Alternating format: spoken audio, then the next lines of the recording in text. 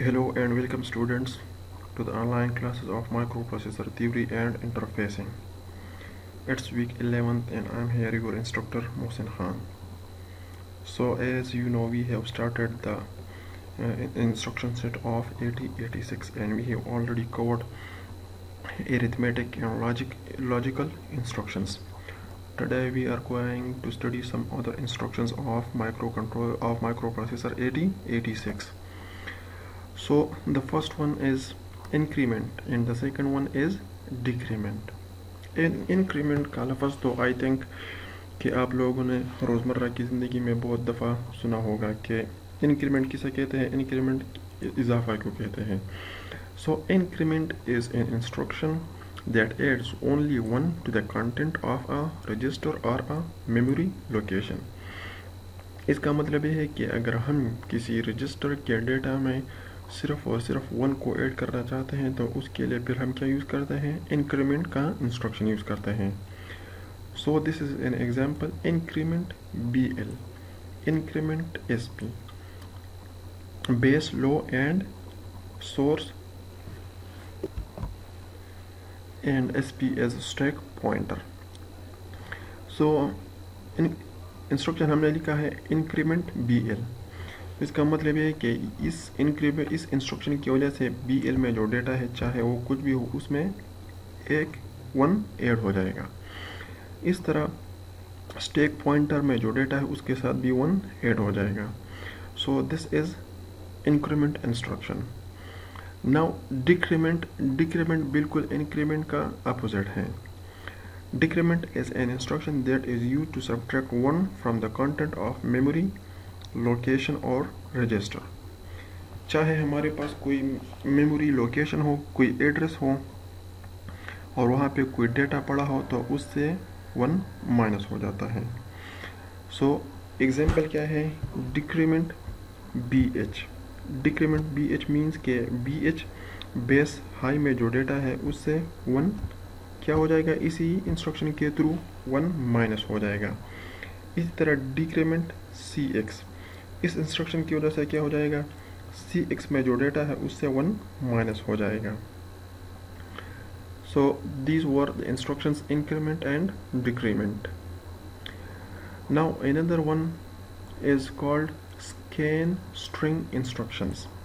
ठीक है, these are actually string instructions. String किसे कहते हैं, फॉर एग्जांपल हमारे पास है एक स्टेटमेंट है माय नेम इज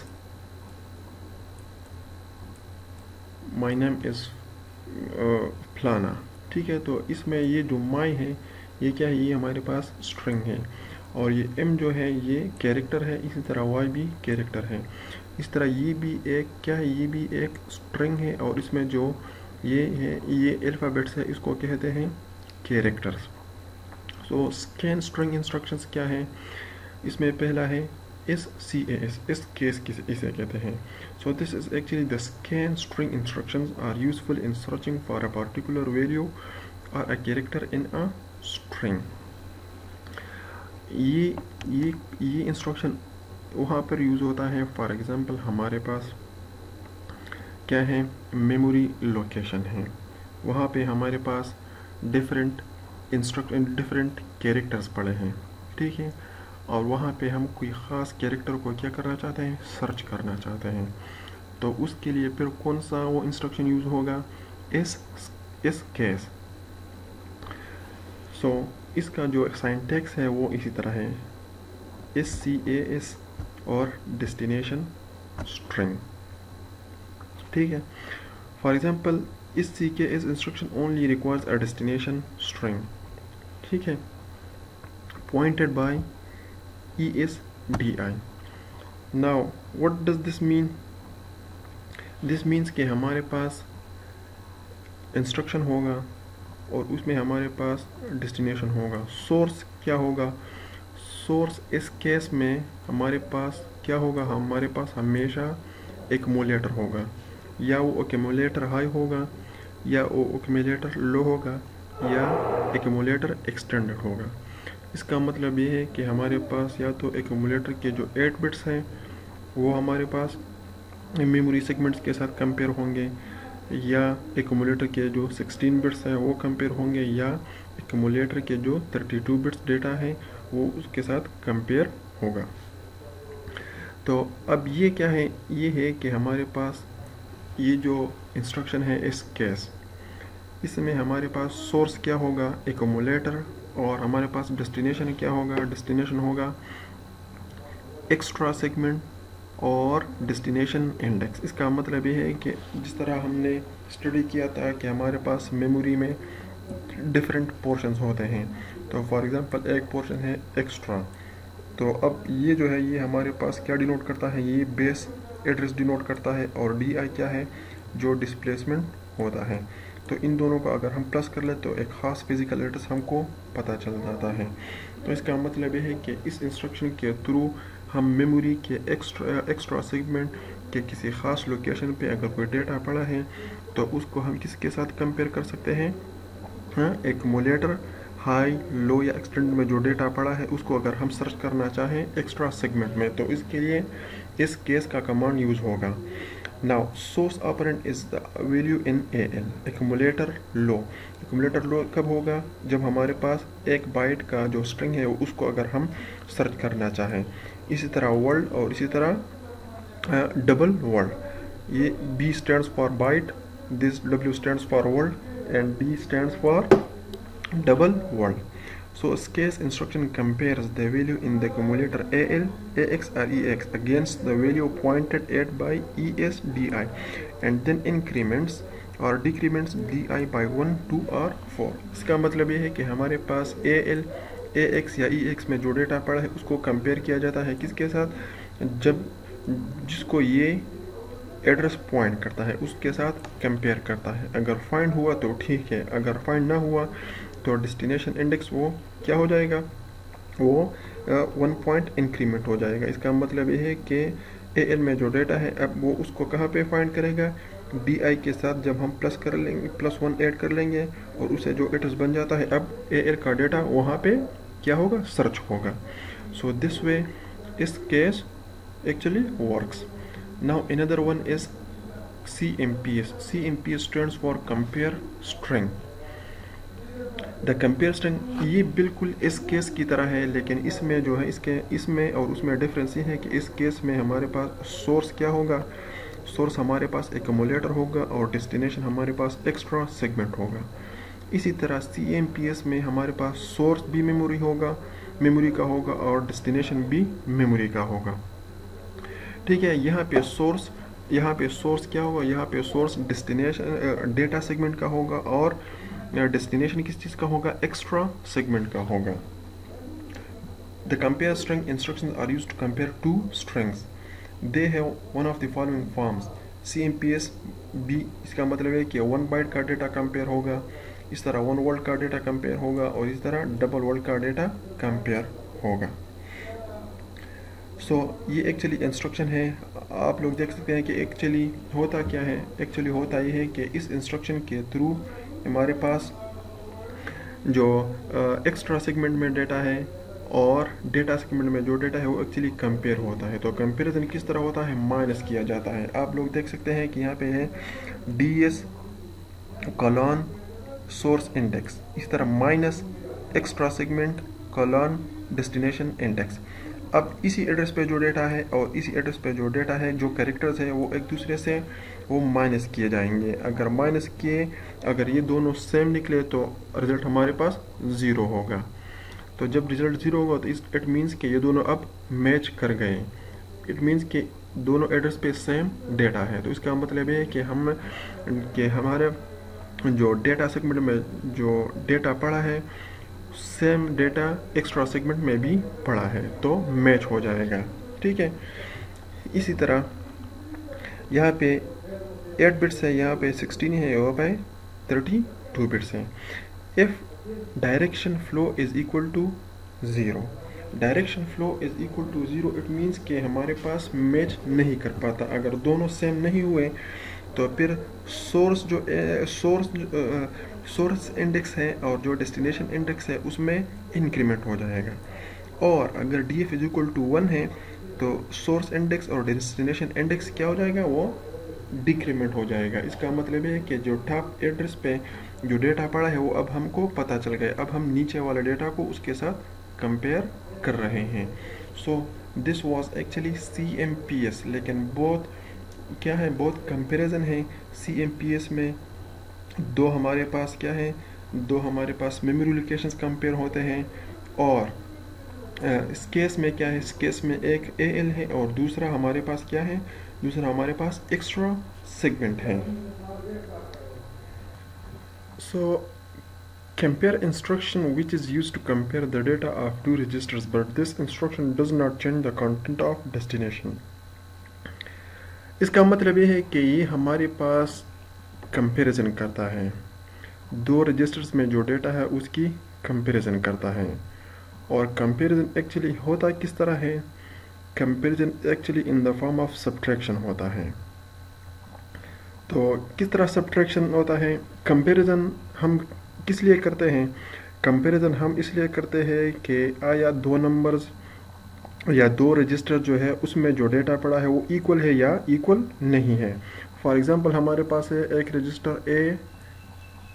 AH और दूसरा रजिस्टर है BH, ठीक है, और इन दोनों में हम ये फाइंड करना चाहते हैं कि इनके अंदर जो डेटा पड़ा है वो एक दूसरे के इक्वल है कि इक्वल नहीं है। फॉर एग्जांपल यहाँ पे 5 पड़ा है और यहाँ पे भी 5 पड़ा है, तो हम क्या कर लेंगे, इन दोनों को कंपेयर कर लेंगे। और कंपेरिजन किस फॉर्म में होती है, subtraction. So for example 5 - 5 is equal to 0। It means कि अगर हमारा आंसर 0 आ गया, सब्ट्रैक्शन का जो आउटपुट है वो अगर 0 आ गया, तो इट मीन्स कि हमारे पास जो रजिस्टर्स में जो डेटा है वो क्या है, वो सेम है, वो सिमिलर है, ठीक है। लेकिन इसमें और सिंपल जो सब्ट्रैक्शन हमने इंस्ट्रक्शन पढ़ा था उसमें डिफरेंस ये है कि आप लोगों को याद हो, फॉर एग्जांपल अगर हम ये कर ले, ये इंस्ट्रक्शन रिवाइज कर ले सब, फॉर एग्जांपल AX और साथ में BX, ठीक है। तो सब्ट्रैक्शन जो हुआ करती थी वो किस तरह हुआ करती थी कि यहाँ पे जो डेटा हुआ करता था उससे हम ये माइनस कर लेते हैं। For example 10 - 5 is equal to 5, तो वो जो आउटपुट था, वो जो आंसर था वो भी यहाँ पे फिर सेव हो जाता इसी डेस्टिनेशन में। लेकिन CMP या कॉम्प या कंपेयर इंस्ट्रक्शन में होता क्या है, कंपेयर इंस्ट्रक्शन में भी एक्चुअली होती सब्ट्रैक्शन ही है, लेकिन इसमें एक्चुअल जो आंसर है वो डेस्टिनेशन में स्टोर नहीं होती, बल्कि ये इफेक्ट करती है किस चीज़ को, फ्लैग जो हमारे पास रजिस्टर्स है उसी को इफेक्ट करती है। इस CMP या कंपेयर इंस्ट्रक्शन की अभी थोड़ी देर बाद हम एक एग्जांपल कर लेंगे, तो आप लोगों को CMP का जो आइडिया है वो क्लियर हो जाएगा। सो ये एक्चुअली हम किस तरह यूज़ करते हैं, इसी तरह ही यूज़ करते हैं कि CMP ये हमारे पास डेस्टिनेशन है, ये हमारे पास सोर्स है। तो इसका मतलब ये होगा कि we are actually comparing the data of CL with the data of BL, and similarly CMP AX SP, we are actually going to compare the data of AX and SP. So this was CMP, and आगे हम इस पे एक example करेंगे तो आप लोगों को जो CMP का आइडिया है वो क्लियर हो जाएगा। Now program control instructions. What's actually program control instructions? These are actually instructions that direct the flow of a program and allow the flow to change. अच्छा, यहाँ पे मैं आप लोगों को एक बात क्लियर कर दूँ कि हमारे पास जो माइक्रो प्रोसेसर है वो जब एग्जीक्यूशन करती है इंस्ट्रक्शंस की तो वो इन सीक्वेंस करती है, एक प्रॉपर सीक्वेंस होता है उसमें एग्जीक्यूशन करता है माइक्रो प्रोसेसर। फॉर एग्जांपल अगर हम कंप्यूटर को कोई इंस्ट्रक्शन दे दे, कोई प्रोग्राम दे दे, तो वो उसको स्टेप बाय स्टेप और कोड बाय कोड और इंस्ट्रक्शन बाय इंस्ट्रक्शन ही एग्जीक्यूट करेगा। फॉर एग्जांपल ये हमारे पास कोई प्रोग्राम है जिसमें ये 4, 5, 6, 7 इंस्ट्रक्शन है, ठीक है। अब एग्जीक्यूशन किस तरह होती है, माइक्रो प्रोसेसर क्या करता है, माइक्रो प्रोसेसर सबसे पहला जो लाइन है उसको एग्जीक्यूट करता है, पहले इसको एग्जीक्यूट कर लेता है,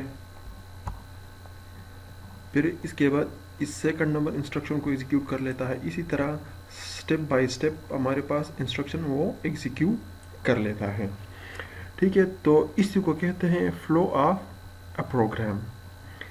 बट यहाँ पर एक्चुअली होता क्या है कि हमारा मकसद ये होता है कि हम इस तरह नहीं चाहते हैं। हम इस तरह चाहते हैं कि थोड़े इंस्ट्रक्शन पहले वो एग्जीक्यूट हो जाए, उसके बाद थोड़े से इंस्ट्रक्शन हो उसको हम छोड़ के आगे वाले इंस्ट्रक्शन जो है उसको एग्जीक्यूट कर लें। तो इसका मतलब है कि हम एक्चुअली क्या चाहते हैं, प्रोग्राम का जो फ्लो है उसको हम चेंज करना चाहते हैं। तो इस प्रोग्राम फ्लो की चेंज करने के लिए जो इंस्ट्रक्शंस यूज़ होते हैं उसको क्या कहते हैं, उसको प्रोग्राम कंट्रोल इंस्ट्रक्शंस कहते हैं। प्रोग्राम कंट्रोल इंस्ट्रक्शंस मीन्स कि हम एक्चुअली इन इंस्ट्रक्शंस के थ्रू क्या करते हैं, प्रोग्राम का जो फ्लो है उसको हम कंट्रोल करते हैं। किस तरह कंट्रोल करते हैं, इस तरह कंट्रोल करेंगे। फॉर एग्जांपल हमारे पास ये इंस्ट्रक्शंस है 1 2 3 4 5 6 7 8, ये 8 इंस्ट्रक्शंस हैं और हम इस तरह चाहते हैं कि पहले ये 2 इंस्ट्रक्शंस एग्जीक्यूट हो जाएं और फिर ये हम इसको छोड़ दें और हमारे पास ये जो रिमेनिंग इंस्ट्रक्शंस हैं हम उसको एग्जीक्यूट कर लें और हम इसको ये लास्ट में जो 3 इंस्ट्रक्शंस है उसको हम एग्जीक्यूट कर लें। तो इसके लिए हम जो इंस्ट्रक्शंस यूज़ करते हैं उसको कहते हैं प्रोग्राम कंट्रोल इंस्ट्रक्शंस। ठीक है, तो फिर इसके बाद होता क्या है, इसके लिए एक्चुअली कौन सा वो कमांड यूज़ होता है, इसके लिए जंप इंस्ट्रक्शन यूज़ होता है। ठीक है, कि हम यहाँ से एक्चुअली क्या करना चाहते हैं, यहाँ से हम फॉर एग्ज़ाम्पल यहाँ पे ये हमारे पास इंस्ट्रक्शंस हैं। तो जंप इंस्ट्रक्शन का मकसद ये होगा कि हम एक ख़ास एड्रेस से किसी ख़ास एड्रेस पे एक्चुअली जंप वो लगाना चाहते हैं। फॉर एग्ज़ाम्पल हमारे पास as we know and I have told you quite many times के हमारे पास जो ये इंस्ट्रक्शंस हैं ये मेमोरी में ही होते हैं। तो मैंने आप लोगों को बताया था कि मेमोरी में हर लोकेशन की अपनी अपनी, हर लोकेशन का अपना अपना एड्रेस होता है। ठीक है, तो हम एक्चुअली क्या चाहते हैं, तो हम एक्चुअली चाहते हैं कि हम इसी ख़ास लोकेशन पे जो एड्रेस है इससे आगे जो ये इंस्ट्रक्शंस है इसको हम स्किप करना चाहते हैं और हम ये इंस्ट्रक्शन जो है ये एग्जीक्यूट करना चाहते हैं। तो इसके लिए हमने क्या करना होगा, इसके लिए हमने जंप का इंस्ट्रक्शन यूज़ करना होगा, जिसकी वजह से हम ये जो इंस्ट्रक्शन है ये जिस एड्रेस पे पड़ा है उसी एड्रेस से हमने जंप लगा के यहाँ पे जो एड्रेस है यहाँ पे आना है। तो इसके लिए एक्चुअली जो इंस्ट्रक्शन यूज़ होता है वो होता है जंप। ठीक है, तो जंप का मतलब ये है कि हम क्या कहते हैं क्या कर लेते हैं, इस इंस्ट्रक्शन के थ्रू हम एक ख़ास जो नंबर होता है इंस्ट्रक्शंस का उसको हम स्किप कर लेते हैं। ठीक है, तो अब हमारे पास जंप के 2 डिफरेंट कंडीशंस हैं, 2 डिफरेंट टाइप्स हैं। वन है unconditional jump and the other one is conditional jump. ठीक है, तो एक जंप तो सिंपल जंप है कि हम जंप इंस्ट्रक्शन को यूज़ कर लेते हैं और इसके थ्रू किसी ख़ास एड्रेस लोकेशन पे, किसी ख़ास मेमोरी लोकेशन पे क्या कर लेते हैं, जंप वो लगा लेते हैं और उसी ख़ास लोकेशन पे जो इंस्ट्रक्शन है उसको हम एग्जीक्यूट कर लेते हैं। लेकिन इसके अगेंस्ट हमारे पास जो कंडीशनल जंप है, कंडीशनल जंप का मतलब ये है कि हम पहले जो है प्रोसेसर एक ख़ास कंडीशन को वो टेस्ट करेगा, उसके बाद अगर वो कंडीशन ट्रू था या फॉल्स था तो उसके अकॉर्डिंगली हम फिर क्या करेंगे, जंप वो लगाएंगे।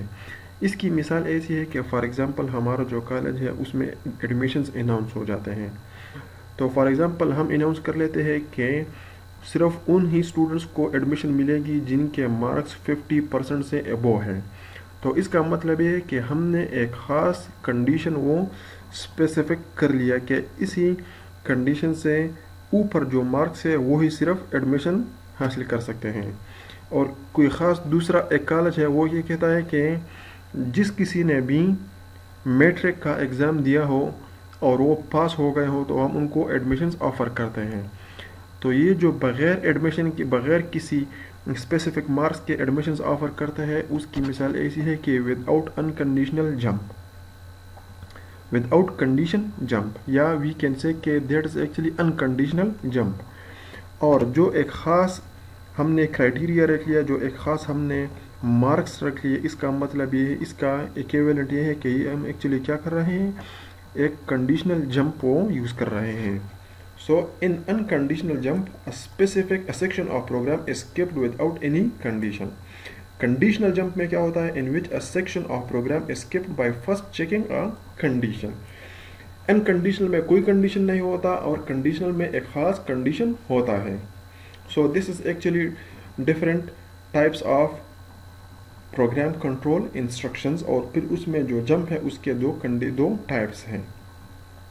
सो now we are going to study unconditional jump. Unconditional jump में भी फिर फर्दर 3 टाइप्स हैं. One is called short jump, near jump and far jump. As the name suggests, short jump means के इसके थ्रू हम किसी खास जो इंस्ट्रक्शंस है, किसी खास नंबर ऑफ लाइन्स है, उसको ही स्किप कर सकते हैं. नियर जंप के ज़रिए फिर हम शॉर्ट जंप से थोड़ा सा और भी वो ज़्यादा इंस्ट्रक्शंस को स्किप कर सकते हैं. और फार जंप के थ्रू हम बहुत ही ज़्यादा वो क्या कर सकते हैं, इंस्ट्रक्शंस को स्किप कर सकते हैं. So actually now we are going to discuss each and every type in quite detail. So the first one is short jump. Short jump का मतलब ये है कि हम एक्चुअली क्या कर रहे हैं, हमारे पास जो है it's a 2 byte instruction that allows jump to memory locations within plus 187 and minus 128 bytes.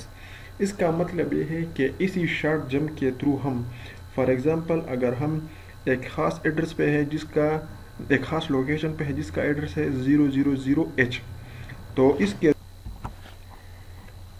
इसके थ्रू हम फिर प्लस 187 बाइट्स तक पॉजिटिव साइड पे जा सकते हैं और माइनस 128 तक नेगेटिव साइड पे हम जा सकते हैं. तो इसका मतलब यही है. फॉर एग्जांपल हमारे पास ये है एक लोकेशन है वो 0 पे है, ठीक है, तो माइनस 128 नेगेटिव साइड पे जा सकते हैं और प्लस 128 वो 127 वो हम पॉजिटिव साइड पे जा सकते हैं. तो इट्स एक्चुअली लाइक दिस कि हमारे पास जो रेंज है वो with in plus 127 and minus 128 है, ठीक है. तो इट मीन्स कि हम सिर्फ और सिर्फ जो शॉर्ट जंप है उसके थ्रू हम सिर्फ और सिर्फ 255 लोकेशंस तक हम जंप लगा सकते हैं, ठीक है, क्योंकि प्लस 127 से लेकर माइनस 128 तक अगर इसको हम फाइंड कर लें तो 255 बनते हैं, ठीक है. सो इसके थ्रू इसके लिए अगर हम एक एग्जांपल कर ले तो आप लोगों को समझ आ जाएगी. फॉर एग्जांपल ये हमारे पास लोकेशन है 000 और उस पर जो हमने ऑपरेशन कर लिया वो कौन सा इंस्ट्रक्शन पड़ा है, XR BX BX.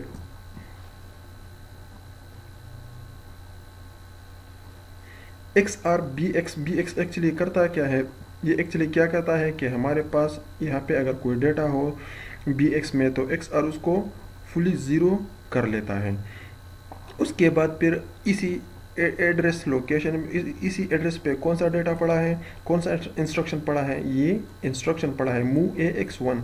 इसका मतलब ये है कि 1 को कहाँ पे मूव कर लो, AX में मूव कर ले, ठीक है.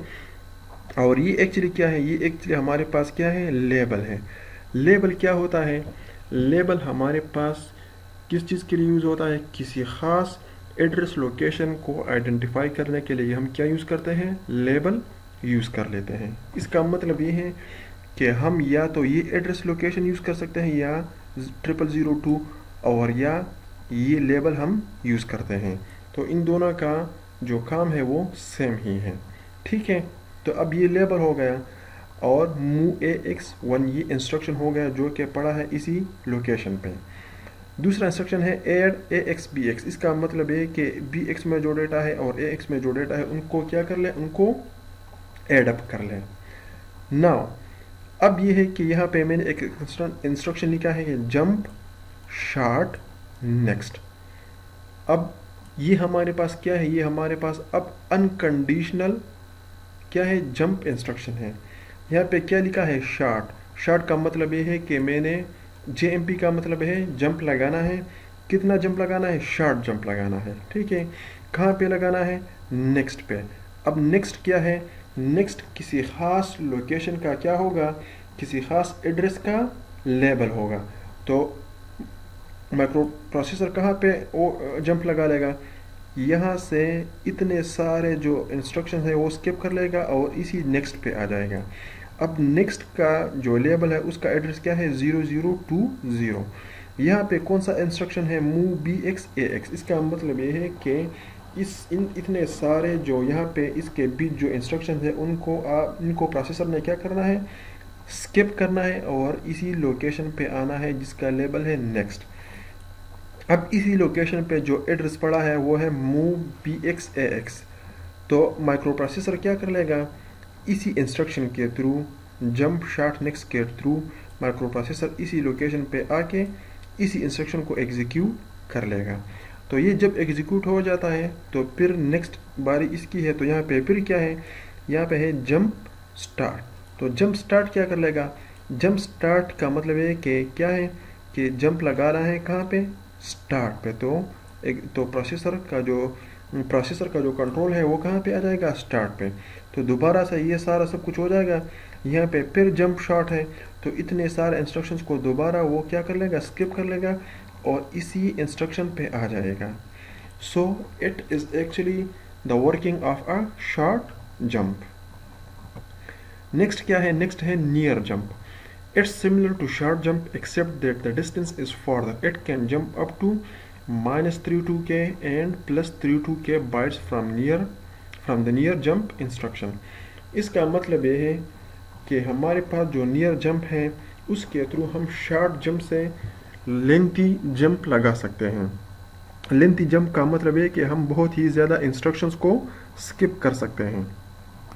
और कौन कौन से हैं, इसका मतलब है कि हमारे पास जिस एड्रेस लोकेशन पे इंस्ट्रक्शन पड़ा है तो उसी इंस्ट्रक्शन के लोकेशन से हम -32 किलोबाइट्स पीछे भी जा सकते हैं और +32 किलोबाइट्स आगे भी जा सकते हैं। ठीक है, तो अब यही है कि short and near jumps are also called intra segment jumps. इसका मतलब ये है कि मैं आपको स्टार्ट से बता के आ रहा हूँ कि हमारे पास मेमोरी में 4 सेगमेंट हैं। एक है डेटा सेगमेंट, दूसरा है कोड सेगमेंट, तीसरा है स्टैक सेगमेंट और ये चौथा है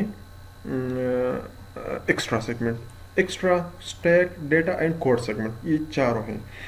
तो इन्हीं शॉर्ट और नियर जंप्स के थ्रू हम किसी ख़ास सेगमेंट में ही वो क्या कर सकते हैं, इंस्ट्रक्शंस स्किप कर सकते हैं। ठीक है, लेकिन शॉर्ट और नियर जंप्स के थ्रू हम इस तरह नहीं कर सकते कि इसी सेगमेंट से यहाँ पे शिफ्ट हो जाएं और इसी सेगमेंट से यहाँ पे शिफ्ट हो जाएं। इसका मतलब ये है कि शॉर्ट और नियर जंप से हम एक सेगमेंट के अंदर ही हम वो इंस्ट्रक्शन को स्किप कर सकते हैं। एक सेगमेंट से दूसरे सेगमेंट तक वो जंप हम नहीं लगा सकते, तभी उसका कहते हैं इंट्रा सेगमेंट जंप्स। तो सेम एग्जाम्पल अगर हम यूज़ कर रहे हैं, किस चीज़ के लिए हम यूज़ कर रहे हैं, नियर जंप के लिए, तो यहाँ पे सेम ही है कि इसी लोकेशन पे ये इंस्ट्रक्शन पड़ा है, फिर 002 पे ये इंस्ट्रक्शन पड़ा है। यहाँ पे जब आ जाता है तो जंप कहाँ पे लगाना है, नेक्स्ट पे। नेक्स्ट अब कहाँ पे है, 0200 पे। आप लोग नाउ खुद अंदाज़ा कर ले कि 007 से कहाँ पे शिफ्ट हो रहा है, 200 पे। इतने सारे जो है वो इंस्ट्रक्शंस वो क्या हो रहे हैं, वो स्किप हो रहे हैं। और अगर आप शॉर्ट जंप के केस में देखें तो यहाँ पे है 0007H और यहाँ पे है 0020। तो 7 से 20 तक शिफ्ट को देख लें और 7 से 200 हेक्साडेसिमल तक आप लोग शिफ्ट देख लें। तो इसका मतलब यही है कि हम जंप के थ्रू, नियर जंप के थ्रू बहुत ही ज़्यादा इंस्ट्रक्शंस को वो क्या कर सकते हैं, स्किप कर सकते हैं। तो यहाँ पे जब प्रोसेसर आ जाता है नेक्स्ट पे, तो इसी इंस्ट्रक्शन को एग्जीक्यूट करने के बाद फिर दोबारा से आ जाता है जंप स्टार्ट।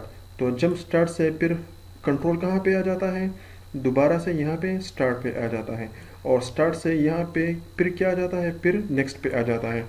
इसी तरह ये इन दो लोकेशंस पे वो मूव करता जा रहा है प्रोसेसर और इतने सारे जो इंस्ट्रक्शन है उसको क्या कर रहा है, स्किप कर रहा है, छोड़ रहा है। इतने जो सारे एड्रेसेस हैं, और उन पे जो इंस्ट्रक्शंस रिजाइड कर रहे हैं उनको क्या करता है, स्किप कर रहा है।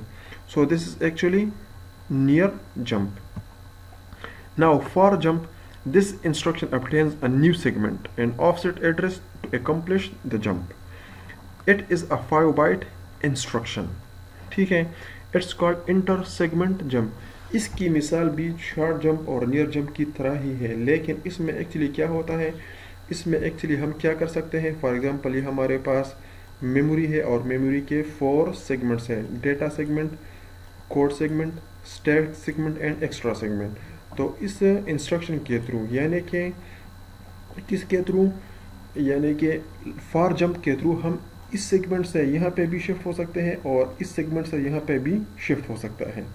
तो अगर एक सेगमेंट से दूसरे सेगमेंट पे शिफ्ट होंगे तो फिर हमारे पास जो बेस रजिस्टर्स हैं और फिर जो हमारे पास ऑफसेट एड्रेसेस है वो चेंज होंगे।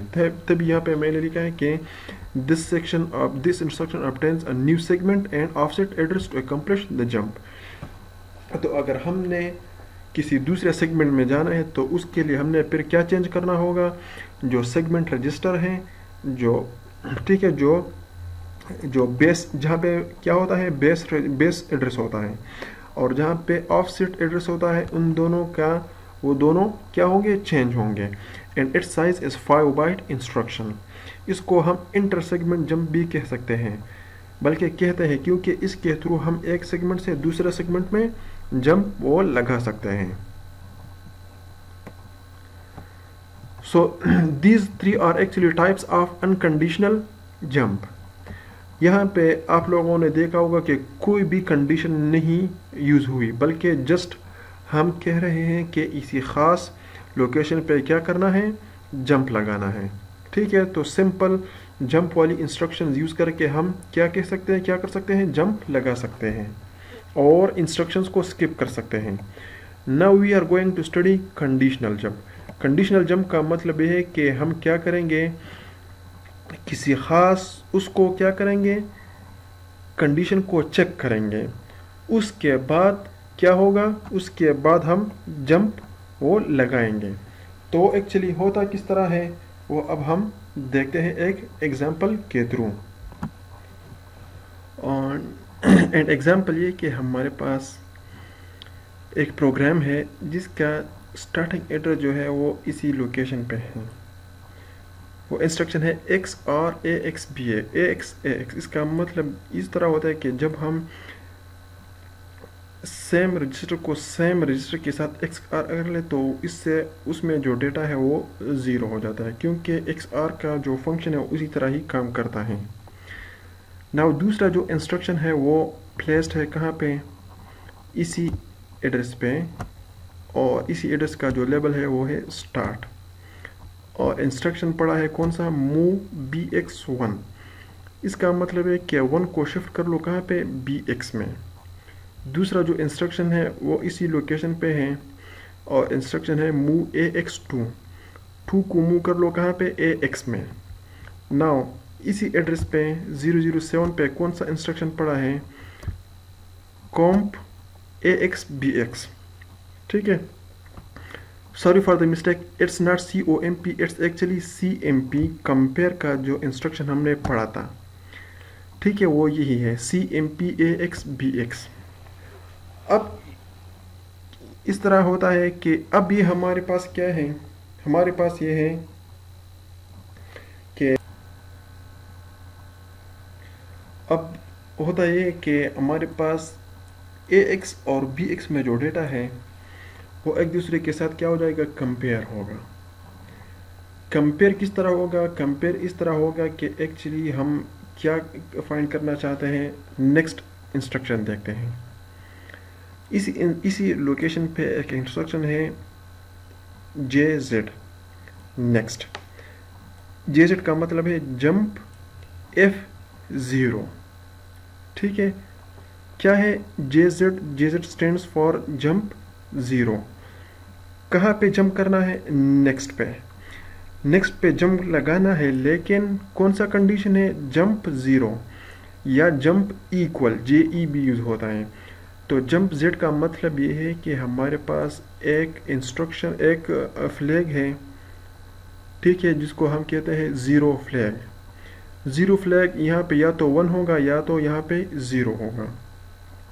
तो flag registers actually status registers होते हैं, जिसकी वजह से माइक्रो प्रोसेसर को क्या पता चल जाता है, किसी ऑपरेशन का स्टेटस पता चलता है।